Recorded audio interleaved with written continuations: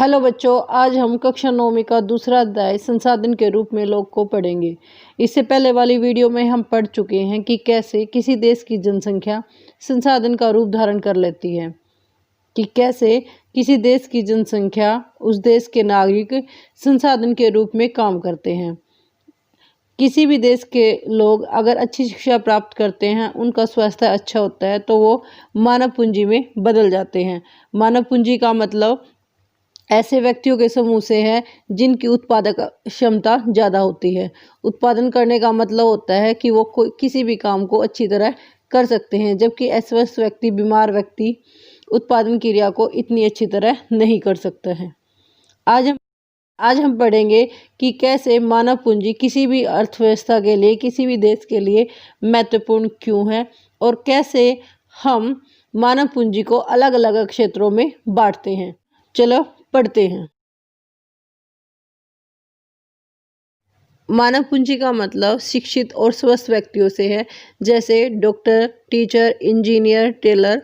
इन्होंने अपने अपने क्षेत्र की नॉलेज प्राप्त कर रखी है और उसी नॉलेज के बेस पर वो अच्छी इनकम प्राप्त कर रहे हैं। जब व्यक्ति शिक्षित हो जाते हैं और स्वस्थ होते हैं, वो ऊंचाई प्राप्त करते हैं। ऊंचाई प्राप्त करने से न केवल शिक्षित व्यक्तियों और स्वस्थ व्यक्तियों को ही लाभ होता है, बल्कि समाज के अन्य व्यक्तियों को भी लाभ होता है। क्यों? अधिक शिक्षित व अधिक स्वस्थ जनसंख्या का लाभ उन लोगों तक भी पहुंचता है जो शिक्षित नहीं है या जिनके पास स्वास्थ्य सेवाएं नहीं है। जैसे एक डॉक्टर वेल एजुकेटेड है, लेकिन वो इलाज करता है बीमार व्यक्तियों का, और जो अनपढ़ हैं, तो एक डॉक्टर का फायदा अस्वस्थ व्यक्ति को भी हो रहा है। इम्पोर्टेंट है। मानव पूंजी अन्य संसाधन जैसे कि भूमि पूंजी उनसे श्रेष्ठ है। क्यों श्रेष्ठ है? क्योंकि मानव संसाधन ही अन्य संसाधनों का प्रयोग करते हैं। भूमि और पूंजी का प्रयोग मानव ही करते हैं। विलास और शकल की कहानी से हमें पता चलता है कि मानव पूंजी किसी भी अर्थव्यवस्था के लिए जरूरी क्यों है। विलास और शकल दोनों एक ही गांव में रहने वाले बच्चे हैं, लेकिन 11 साल के। शकल स्कूल जाता है जबकि विलास स्कूल नहीं जाता है। उसको बार बार डॉक्टर के पास जाना पड़ता है क्योंकि वो गठिया का रोगी है, और डॉक्टर के पास जाने के लिए उसके पास साधन भी नहीं है, पैसे भी नहीं है। शकल ने कंप्यूटर डिग्री प्राप्त कर रखी है और इसलिए वो एक प्राइवेट फर्म में काम करता है। प्राइवेट फर्म में उसे नौकरी मिली हुई है, जबकि विलास वही काम करता है जो उसकी माँ करती है, क्योंकि विलास ने पढ़ाई नहीं की है। वो अपनी माँ की तरह मछलियाँ पकड़ने का काम करता है और छोटी मोटी आय से अपने परिवार का निर्वाह करता है, चलाता है। जबकि शकल ने कई वर्षों तक शिक्षा पर काफ़ी मेहनत करी है, इसलिए वो मानव पूंजी में बदल चुका है और उससे उसकी उत्पादकता बहुत ज़्यादा अधिक हो गई है। विलास एक प्राइवेट फर्म में काम करता है, इसलिए उसे अच्छी तनख्वाह मिलती है, अच्छे पैसे मिलते हैं। एक अच्छा प्रतिफल है। प्रतिफल का मतलब होता है रिजल्ट। आप कोई भी काम कर रहे हो, उसके बदले में जो आपको मिलता है। अगर आप नौकरी करोगे तो बदले में आपको धन प्राप्त होगा, उसे ही हम प्रतिफल कहते हैं। विलास, जो कि एक गरीब परिवार से संबंध रखता था, उसे ना तो अच्छी शिक्षा मिली और ना ही स्वास्थ्य मिला है। वह अपनी माँ की तरह मछलियाँ बेचकर अपने जीवन यापन करता था, इसलिए उसे बहुत कम वेतन मिला। और जब कोई व्यक्ति शिक्षा प्राप्त ना करके, कोई ट्रेनिंग ना लेकर कार्य करता है, तो उसे अकुशल श्रमिक कहते हैं। अकुशल श्रमिक की इनकम हमेशा कम होती है। मानव संसाधन में अगर हम शिक्षा, चिकित्सा सेवा के द्वारा निवेश करते हैं तो उसे उच्च प्रतिफल प्राप्त होता है। निवेश क्या होता है, मैं पहली वीडियो में करवा चुकी हूँ। उच्च प्रतिफल का मतलब होता है रिजल्ट। जब आप भविष्य में कुछ अच्छा प्राप्त करते हो अपने किए गए कार्य के बदले में, तो वो प्रतिफल कहलाता है। जैसे अगर मैं नौकरी कर रही हूँ तो नौकरी के बदले मुझे वेतन मिलता है, पैसे मिलते हैं, तो वो मेरा प्रतिफल है। अगर मैं किसी को पैसे उधार पर देती हूँ तो मुझे ब्याज मिलता है, वो भी प्रतिफल है। कोई भी कार्य है जिसके बदले में आपको कुछ प्राप्त होता है, वो प्रतिफल कहलाता है। लोग अच्छा प्रतिफल प्राप्त करने के लिए भूमि पर, पूंजी पर निवेश करते हैं। भूमि और पूंजी पर निवेश करने का मतलब है कि वो तो या तो ज़मीन खरीदते हैं, लैंड खरीदते हैं, ताकि भविष्य में ज़मीन की कीमत बढ़ जाएगी और उनको फ़ायदा होगा, या वो पूंजी पर निवेश करते हैं। पूंजी पर निवेश करने का मतलब है कोई मशीन खरीद लेते हैं जिससे उनकी उत्पादकता बढ़ जाती है। जैसे कि ट्रैक्टर है, खेतों के लिए ट्रैक्टर का यूज किया जाता है जिससे उनकी इनकम बढ़ती है। ऐसे ही दूसरी मशीनें हैं जिसका प्रयोग अन्य वस्तुओं का उत्पादन करने के लिए किया जाता है।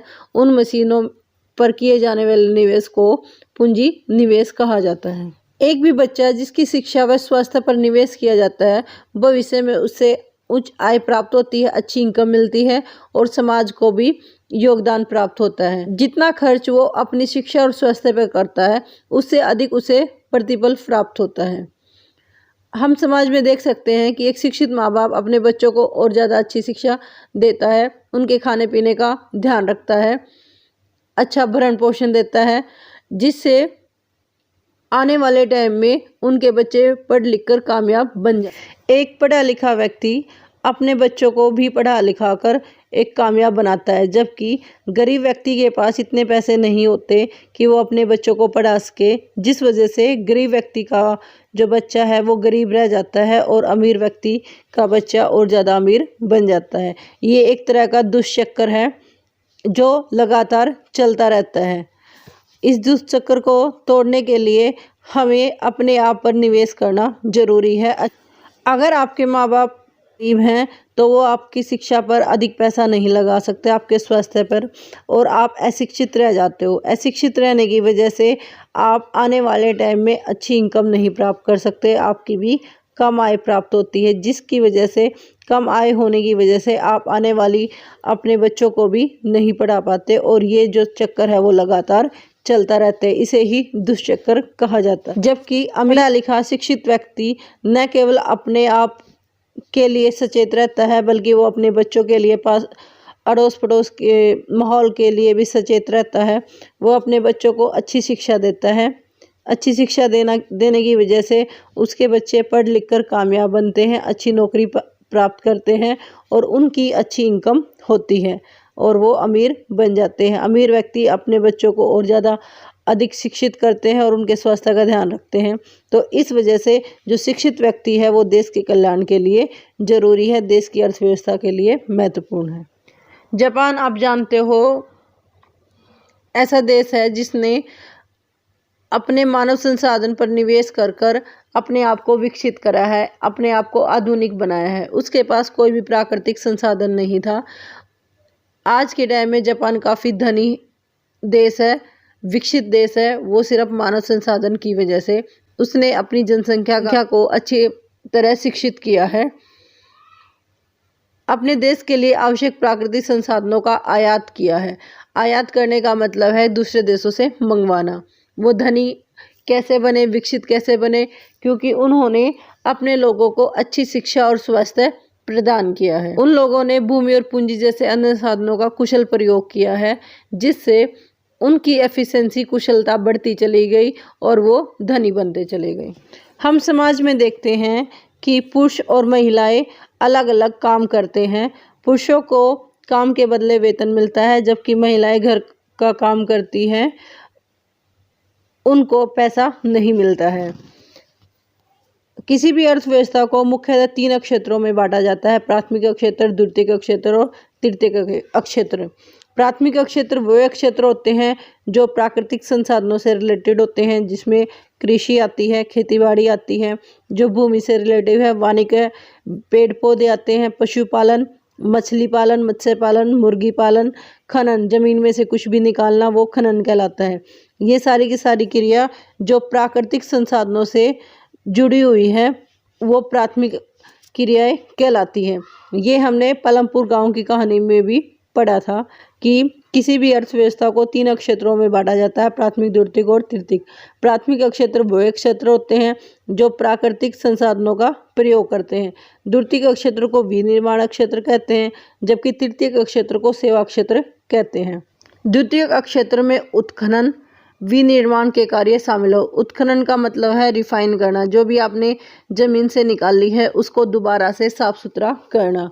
जबकि तृतीयक क्षेत्र में आते हैं व्यापार, लेन देन, परिवहन, बैंकिंग, बैंक सुविधा, बैंकों में पैसे का लेन देन किया जाता है। आप एक्स्ट्रा पैसे को बैंक में जमा करवा सकते हो और ज़रूरत पड़ने पर लोन ले सकते हो।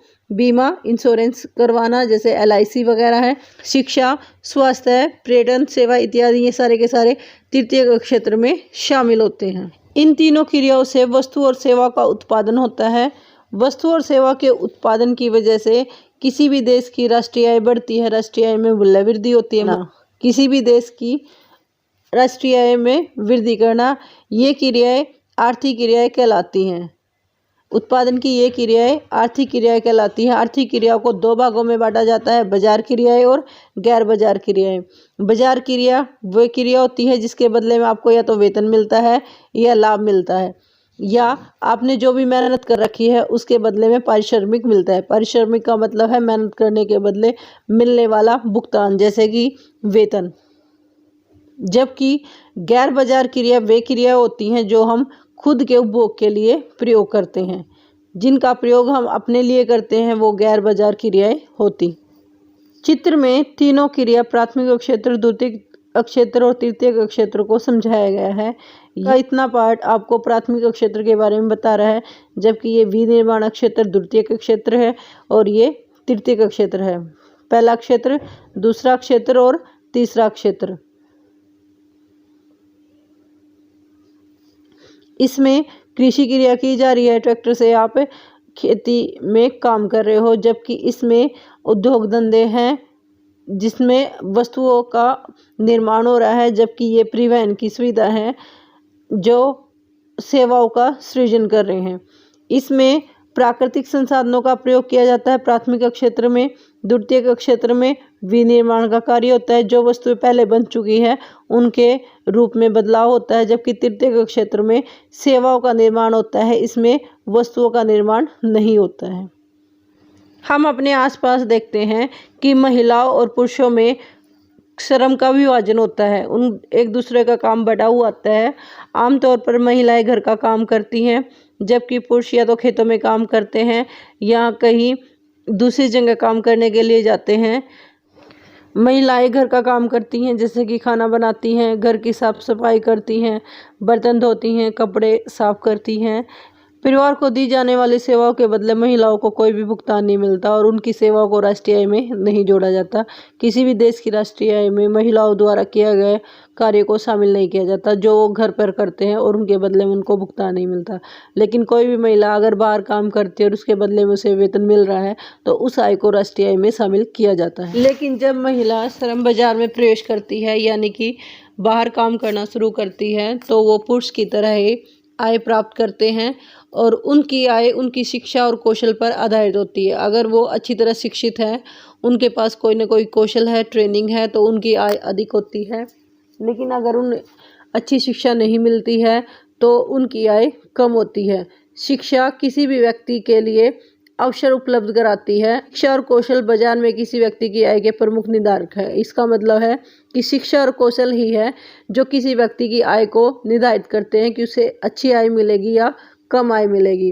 क्योंकि अधिकांश महिलाएं कम पढ़ी लिखी होती हैं, उनका कौशल कम होता है, इसलिए पुरुषों की अपेक्षा उनका जो वेतन है वो काफ़ी कम होता है। अधिकतर महिला वहाँ काम करती हैं जहाँ उन्हें नौकरी की सुविधा नहीं मिलती। नौकरी की सुविधा का मतलब है कि उन्हें किसी भी टाइम नौकरी से निकाला जा सकता है और उन्हें कोई कानूनी सुरक्षा प्राप्त नहीं होती। लेकिन अगर वो अच्छी तरह शिक्षित हैं तो उन्हें अन्य सुविधा मिलती हैं, जैसे मैटरनिटी लीव, चाइल्ड केयर। अनियमित रोजगार होने की वजह से, अनियमित रोजगार होने का मतलब है कि उनका रोजगार रेगुलर नहीं है, उन्हें कभी भी नौकरी से हटाया जा सकता है और उनकी आय कम होती है। ये किसकी वजह से है? क्योंकि उनकी शिक्षा अधूरी है, उन्हें कोई कौशल प्राप्त नहीं है। अगर वो अच्छी तरह शिक्षित होते तो उन्हें अन्य सुविधा मिलती जो कि नियमित रोजगार में होती है, जैसे कि प्रसूति अवकाश है, शिशु देखभाल है और अन्य सामाजिक सुरक्षा जैसे पेंशन है, पीएफ मिलता है, प्रोवाइडेड फंड मिलता है, भविष्य निधि में उनके पैसे जमा होते हैं या उन्हें चिकित्सा की सुविधा मिलती है अगर कोई भी व्यक्ति शिक्षित है। अगर उच्च शिक्षा मिली है, उच्च कौशल है, तो महिला को पुरुषों के बराबर वेतन मिलता है और उन्हें अन्य सुविधा मिलती हैं, जैसे कि मेडिकल की, पढ़ने लिखने की। कुछ महिलाओं ने प्रशासनिक व अन्य सेवाओं में प्रवेश किया है। इसका मतलब है कुछ महिलाओं ने पुलिस में भी नौकरी करी है, फौज में भी की है और टीचर के रूप में, अध्यापक के रूप में भी कार्य कर रहे हैं।